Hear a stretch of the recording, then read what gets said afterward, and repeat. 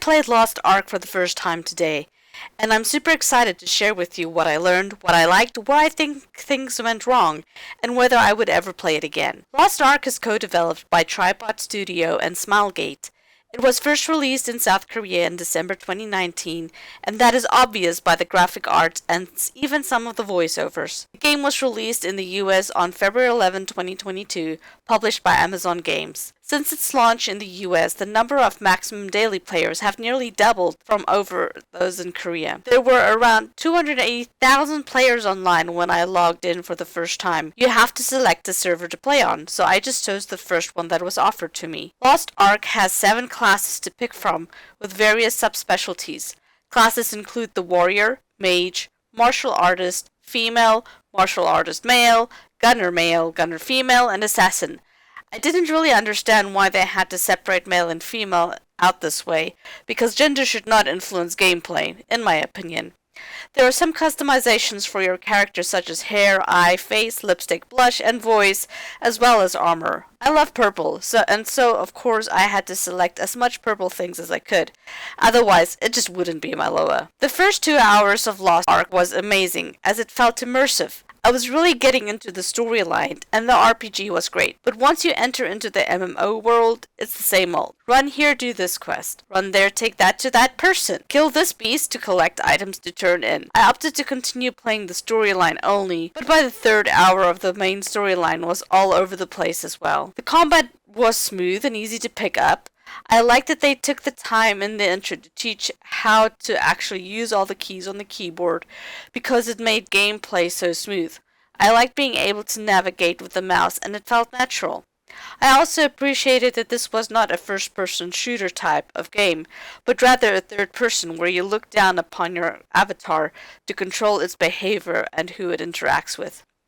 I love the fact that you can zip around the map effortlessly as you unlock the waypoints. It really cuts down on unnecessary travel back and forth, and overall make the game way more enjoyable.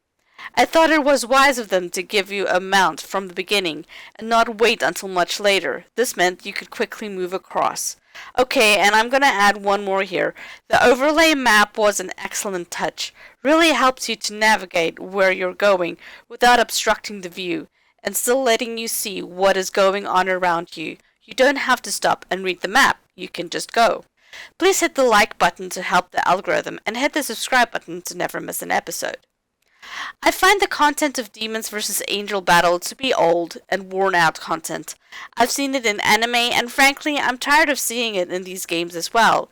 It's like they can't come up with any other scenarios, and so they fall back on the supernatural. Some players will not enjoy this type of content, and that frankly reduces their overall appeal to a broader audience. Although steering with the mouse was nicer than using the WASD keys, navigating became real annoying after a while.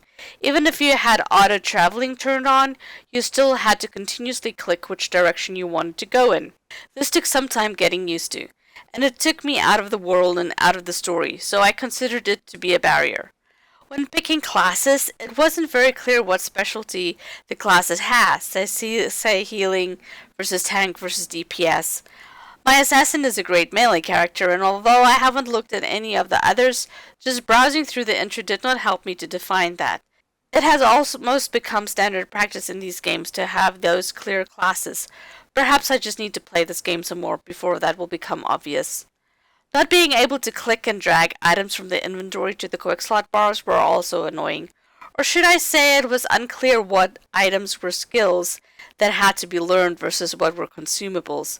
I also noticed that it auto-slotted some consumables for me that I didn't expect. I think a better visual cue on what are consumables and what are skills to be learned could make it easier for gamers to understand. The content felt very linear, in that it felt like the story was driving me in one direction, without really giving me the freedom to just explore and find random quests or go on side adventures.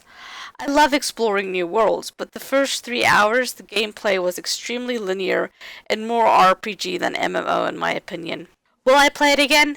That is a great question.